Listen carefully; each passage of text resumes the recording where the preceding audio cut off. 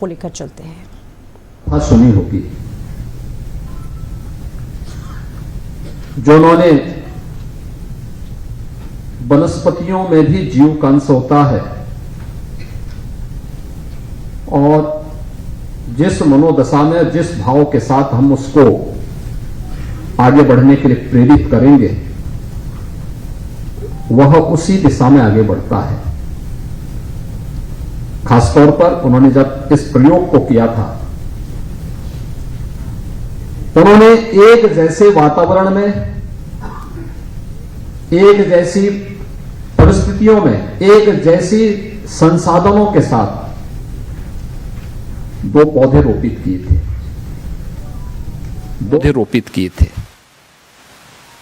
दोनों को बराबर बराबर सब कुछ देते थे, लेकिन एक को जब वह प्रतिदिन जाते थे तो उसको पुचकारते थे, आगे बढ़ने के लिए प्रेरित करते थे, फलने फूलने बढ़ने और जीवन में प्रकाशमान होकर के यशस्वी बनने का उसे अपना आशीर्वाद देते थे, तो दूसरे को धिक्कारते थे कि तो आगे नहीं बढ़ेगा, तो सूख जाएगा, मर जाएगा, मुरझा जाएगा, टूट जाएगा। एक समय तक तो दोनों में बराबर वृद्धि हुई, लेकिन उन्होंने देखा कि एक समय के बाद जिसको पुचकारते थे, आगे बढ़ने के लिए प्रेरित करते थे, वह पौधा बढ़ते बढ़ते बड़ा वृक्ष हो गया, फलने फूलने की स्थिति में आ गया। लेकिन जिसको धिक्कारते थे वह एक समय के बाद मुरझाता गया, सूखता गया, अंततः ठूंठ बन करके रह गया। और कमोबेश यही स्थिति इस देश के अंदर, इस देश की भी और उत्तर प्रदेश की भी की जा चुकी थी।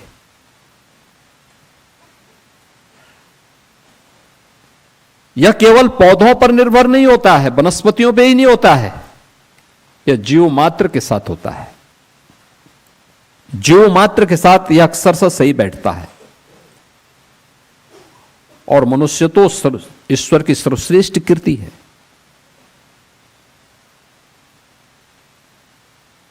याद करिए, 16वीं 17वीं सदी तक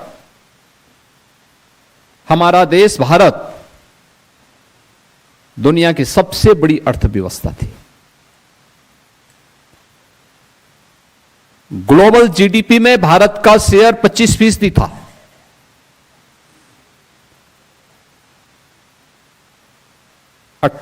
और 17वीं और 18वीं सदी तक आते आते भारत का शेयर घट करके 15% आया। भारत से आगे चीन आ गया, भारत नंबर 2 पे गया। और 1947 में जब भारत आजाद होता है तब वैश्विक अर्थव्यवस्था में भारत का हिस्सा मात्र 2% रह गया था।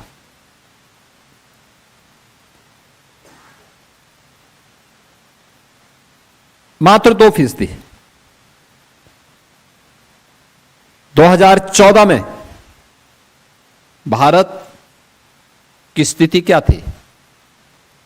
भारत दुनिया की 11वीं अर्थव्यवस्था बन पाया था इन 65-70 वर्षों में।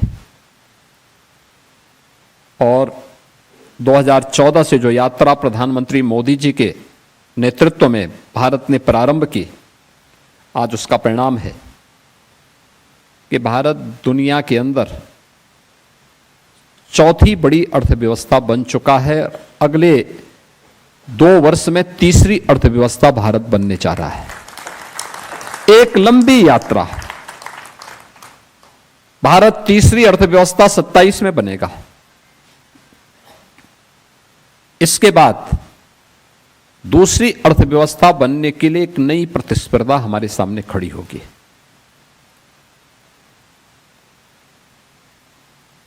उन स्थितियों में भारत के सामने अमेरिका और चीन के बाद तीसरी अर्थव्यवस्था के रूप में नंबर 2 की अर्थव्यवस्था बनने के लिए जो प्रतिस्पर्धा, कड़ी प्रतिस्पर्धा आने वाली है,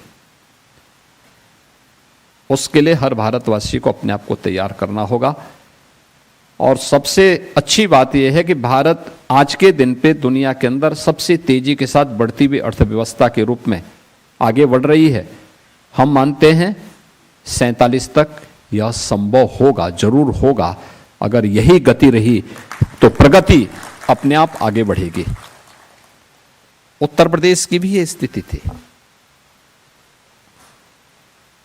उत्तर प्रदेश 2047 और 60 तक,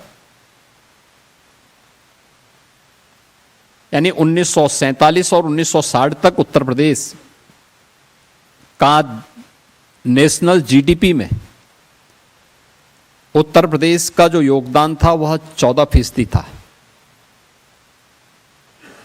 14%, यानी देश की सबसे बड़ी अर्थव्यवस्था उत्तर प्रदेश थी।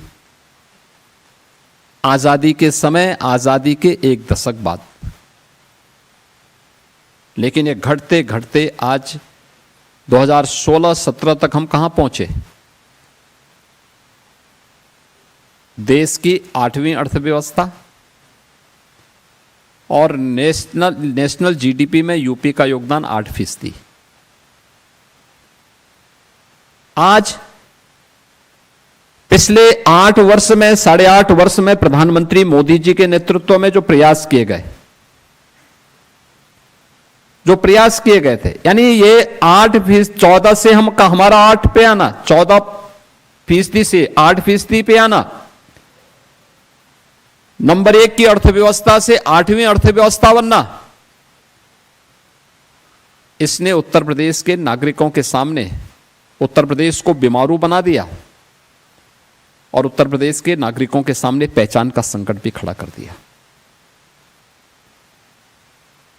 16-17 के पहले आप में से जुड़े हुए जो भी अधिकारी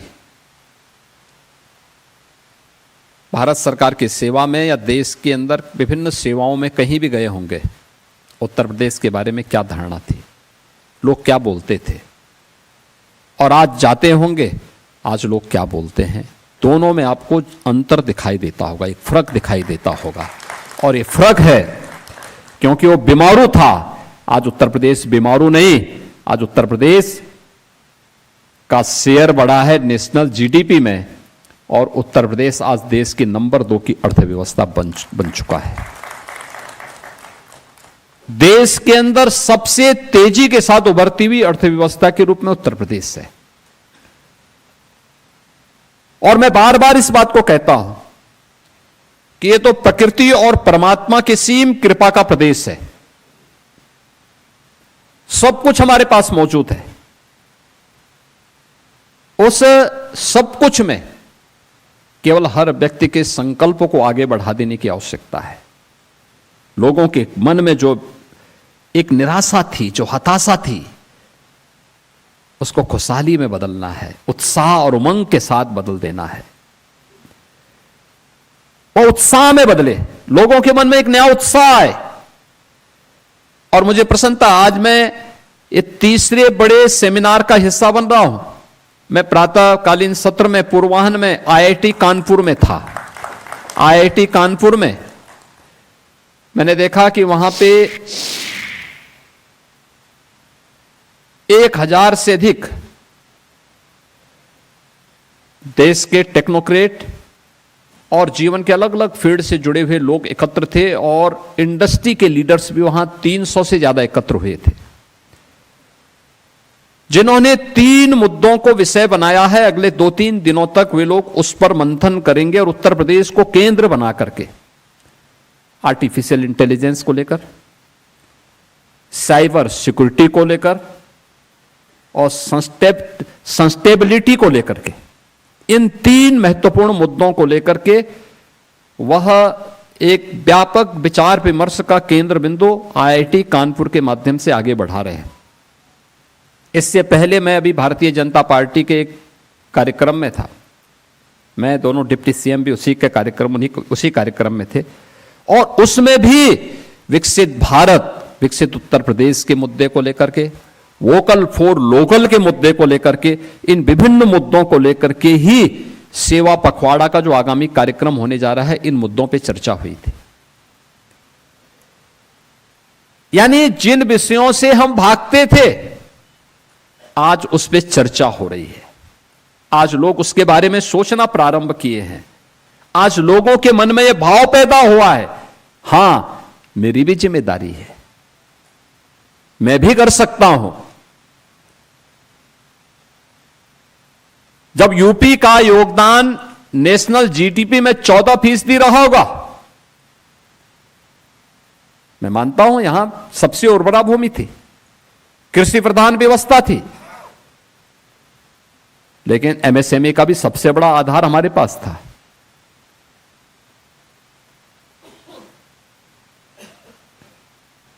सर्विस सेक्टर में हमारे पास यहां पे टूरिज्म के, स्पिरिचुअल टूरिज्म के, इको टूरिज्म के, हेरिटेज टूरिज्म के बेहतरीन केंद्र थे।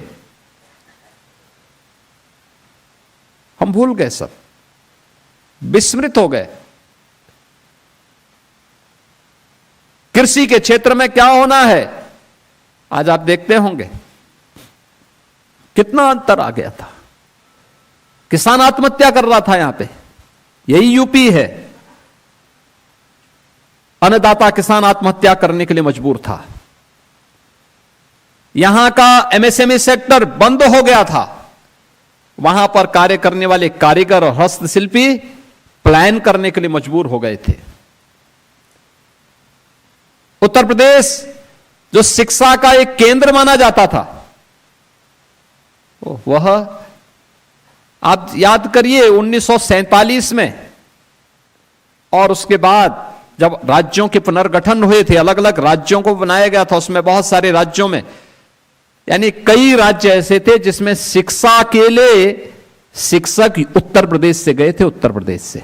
आज भी जब मैं मध्य प्रदेश में जाता हूं, राजस्थान में जाता हूं, हरियाणा में जाता हूं, या फिर नॉर्थ ईस्ट के तमाम राज्यों में जाता हूं, तो मुझे विशुद्ध हिंदी बोलते हुए दिखाई देते। मैं पूछता हूं, भाई आप कहां के रहने वाले हैं, कैसे? तो कहते सब उत्तर प्रदेश से हमारे पूर्वज आए थे। मैं कहता हूं कब आए थे? वो कहते साहब 1947 में देश की आजादी के बाद जब ये राज्य बना तो शिक्षक नहीं थे, तो हम लोग वहां से शिक्षक के रूप में हमारे पूर्वज आए थे। अब याद करिए, उत्तर प्रदेश शिक्षा का एक केंद्र रहा होगा, और कब नहीं था? काशी तो है ही, काशी में सब होता था। और भी हमारे पास प्रतिष्ठित विश्वविद्यालय थे, शिक्षा के केंद्र थे। संपूर्णानंद संस्कृत विश्वविद्यालय के बारे में मैं एक दिन वहां गया था, वहां पे पांडुलिपियां को मैं देख रहा था। 1 लाख से अधिक पांडुलिपियां वहां पे हैं। 200 वर्षों का अपना इतिहास है संपूर्णानंद संस्कृत विश्वविद्यालय का। ठीक है, एक कॉलेज था, कॉलेज से बाद में उस विश्वविद्यालय बना।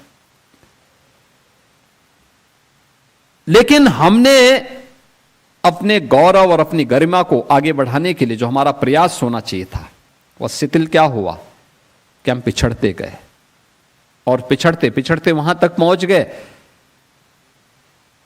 कि बीमार मानसिकता वालों ने उत्तर प्रदेश को ही बीमारू राज्य बना दिया। हर एक सेक्टर में बीमार, पहचान का संकट खड़ा हो गया। और पिछले 8 वर्ष की उत्तर प्रदेश की इस यात्रा से संबंधित एक पुस्तिका भी आपके हाथों में आई होगी, नहीं आई होगी तो यहां पे नियोजन विभाग आपको उपलब्ध कराएगा।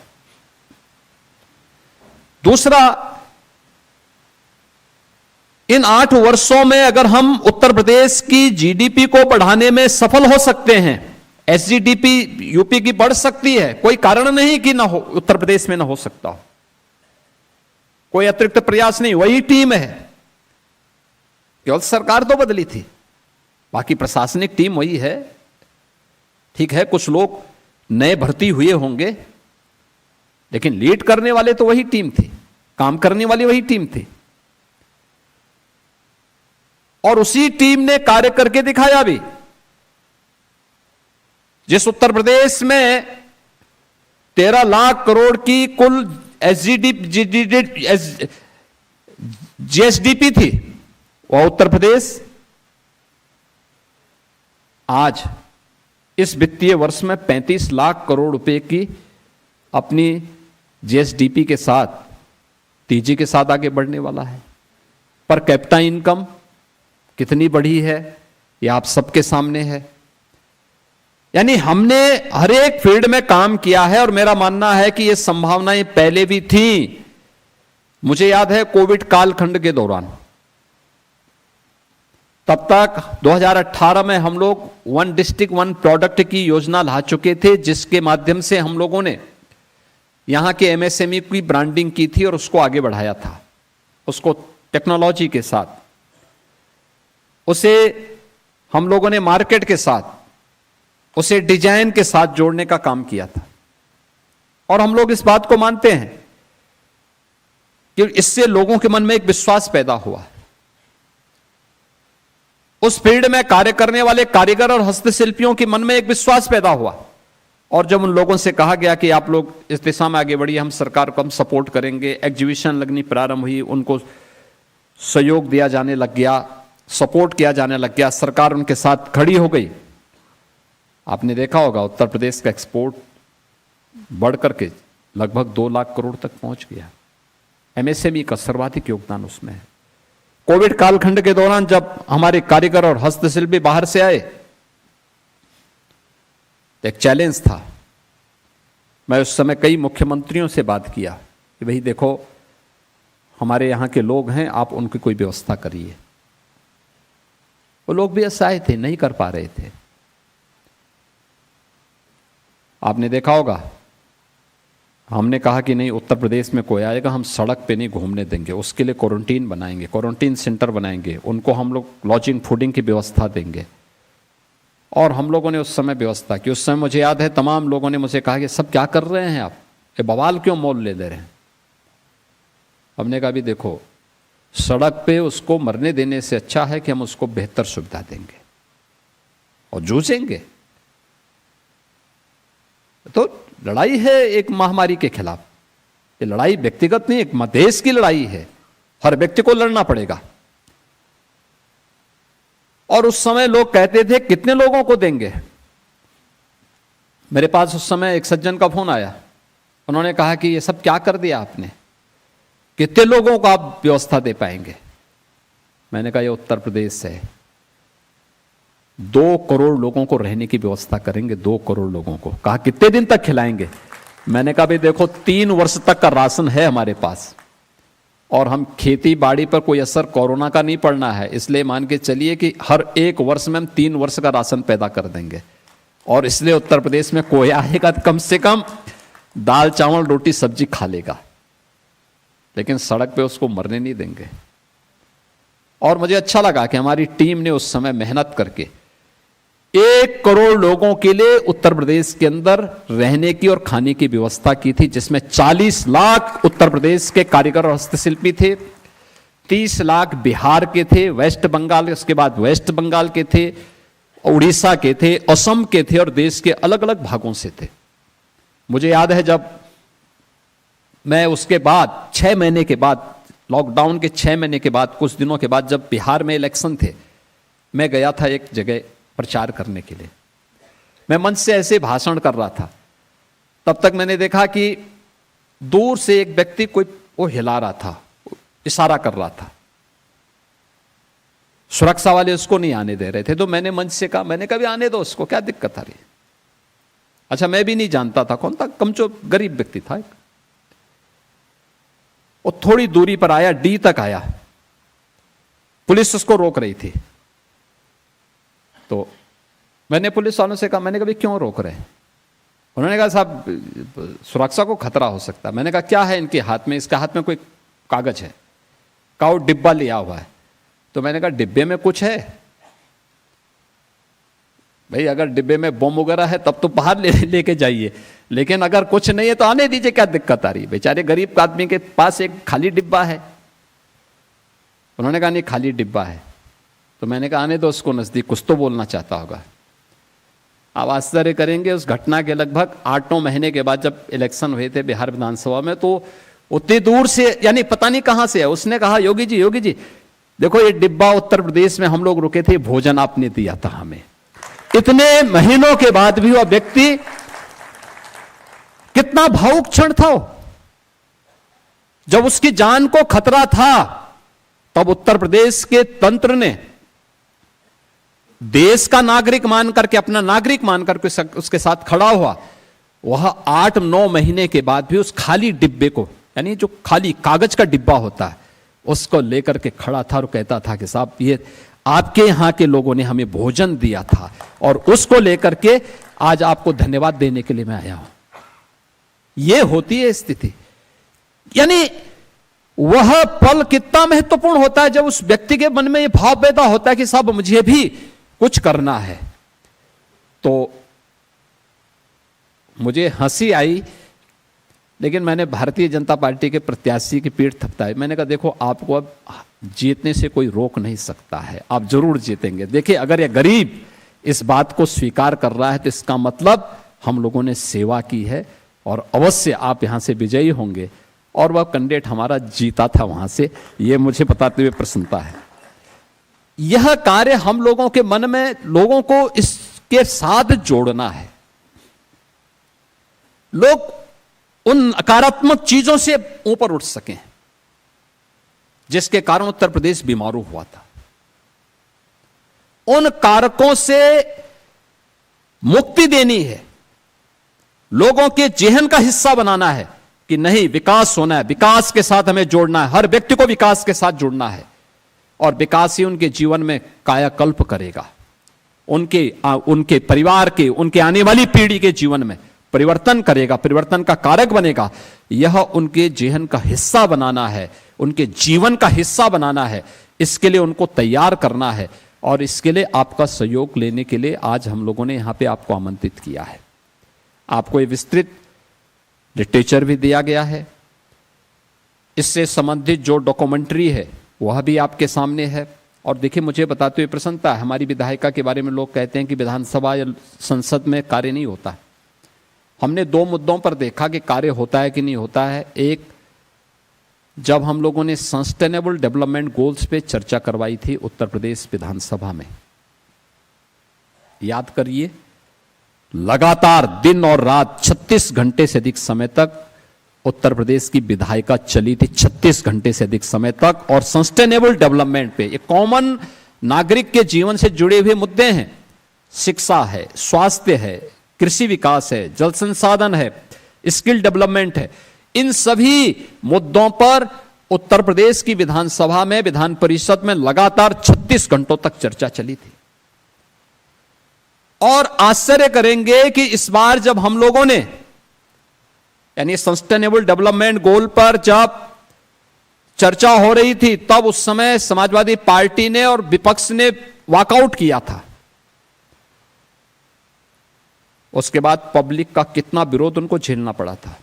इस बार जब हम लोगों ने विकसित उत्तर प्रदेश की बात कही और इस पे चर्चा के लिए आमंत्रित किया, 2 दिन की समय सीमा तय की और एक भाग में 24 घंटे के अंदर ये चीजें होनी है, सभी दलों ने भाग लिया।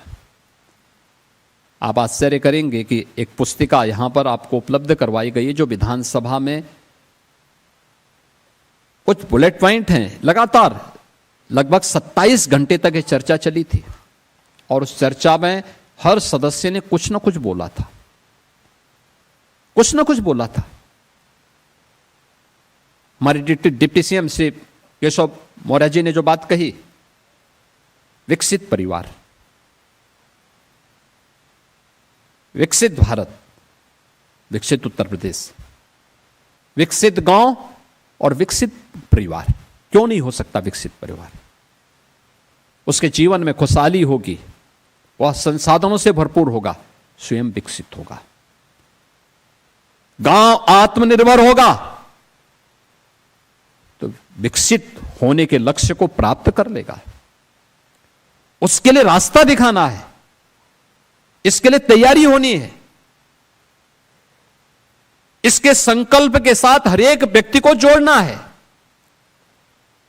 अकादमिक संस्थाओं में इस पे चर्चा हो, अकादमिक संस्थाएं हमारी टापू न बन जाएं, अपने तक सीमित न रह जाएं, बल्कि विकसित भारत की इस अभियान में, विकसित उत्तर प्रदेश के इस अभियान में वह भी हिस्सेदारी दें और वह भी अपने अपने क्षेत्र में इस बात को अपने जीवन का संकल्प लेकर के चलें जिस भी क्षेत्र में रहूंगा ईमानदारी के साथ अपने कर्तव्यों का निर्वहन करते हुए विकसित भारत की संकल्पना को आगे बढ़ाने के लिए विकसित उत्तर प्रदेश के संकल्प के साथ जोड़ करके मैं भी अपना योगदान दे पाऊंगा। इस दृष्टि अभियान प्रारंभ होना है और इस अभियान के लिए जो तिथियां आपकी होंगी अलग अलग क्षेत्रों में, आपके साथ नोडल अधिकारी भी यहां से होंगे, आपके साथ में जनपद स्तर से अधिकारी भी तय करेंगे। विश्वविद्यालय, अलग अलग विश्वविद्यालयों में किसी को विश्वविद्यालय में जाना होगा, किसी को किसी अन्य संस्थान में जाना पड़ेगा और अलग अलग संस्थान में एक बार प्रबुद्ध जनों की जो गोष्ठियां होंगी उनकी रिकॉर्डिंग, उनके डॉक्यूमेंटेशन की कार्रवाई वहां पर वो तो बने ही। क्यूआर कोड के माध्यम से वहां पर उपस्थित लोगों से भी हम कहें कि इस पर आपको अपने सुझाव देने हैं, जो 3 थीम पर आधारित जिस अभियान को लेकर के 12 सेक्टर में उत्तर प्रदेश, विकसित उत्तर प्रदेश के इस विस्तृत अभियान को आगे बढ़ाना चाहता है, उसमें किसी एक उस सेक्टर में, जिस भी सेक्टर में वो चाहेगा वो उसमें अपना सुझाव दे, अलग अलग फील्ड में अपने सुझाव दे। क्या चाहते हैं, शॉर्ट टर्म, मीडियम और लॉन्ग टर्म, क्या प्लानिंग होनी चाहिए। कोई सुझाव तब तक के लिए कैसे हम तेजी के साथ उत्तर प्रदेश की अर्थव्यवस्था को आगे बढ़ाने में योगदान दे सकते हैं, उन सुझावों को लेना, उसको कलेक्ट करना। और हम लोगों ने तय किया है कि यह अभियान अभी पहले आपके स्तर पर प्रबुद्ध जनों के द्वारा अकादमिक संस्थाओं में और अन्य महत्वपूर्ण संस्थानों में होगा। आपके बाद उत्तर प्रदेश सरकार के मंत्री और भारत सरकार के कुछ मंत्रियों से भी हम अनुरोध करने जा रहे हैं, वे अलग अलग जनपदों में सम्मेलनों के माध्यम से इस कार्यक्रम को आगे बढ़ाएं। फिर सामान्य सांसद और विधायकगण इस कार्यक्रम को आगे बढ़ाएंगे। फिर एक दिन हर ग्राम पंचायत में इसके संकल्प के साथ हर ग्राम पंचायत को हम जोड़ेंगे और हर ग्राम पंचायत से भी जुड़े हुए अलग अलग व्यक्ति के हम सुझाव इसके साथ जोड़ेंगे और एक दिन हर नगर निकाय और उसके हर वार्ड में इस कार्यक्रम को एक साथ करते हुए वर्चुअली जोड़ करके उन सबको इस संकल्प के साथ जोड़ने के कार्यक्रम का हिस्सा भी बनाएंगे। एक बड़े अभियान का हिस्सा, हर एक फील्ड में क्या क्या कार्य हुए हैं, कैसे कैसे आगे बढ़ना है, आगे के हमारे क्या लक्ष्य होंगे, उन सभी पर एक विस्तृत कार्य योजना को आगे बढ़ाने का एक अवसर है। आपके पास ये फोल्डर भी है। ये फोल्डर हम लोग प्रयास कर रहे हैं हर जनप्रतिनिधि तक पहुंचे, हर ग्राम पंचायत तक पहुंचे। ये पुस्तकें जो आपको 2-2 पुस्तकें दी गई हैं या दी जाएंगी, वह भी हर जनप्रतिनिधि, हर ग्राम पंचायत, हर नगर निकाय, हर जनप्रतिनिधि तक पहुंचे। यह भी एक अभियान, इस अभियान का हिस्सा, यह एक उस क्रम का हिस्सा बनेगा।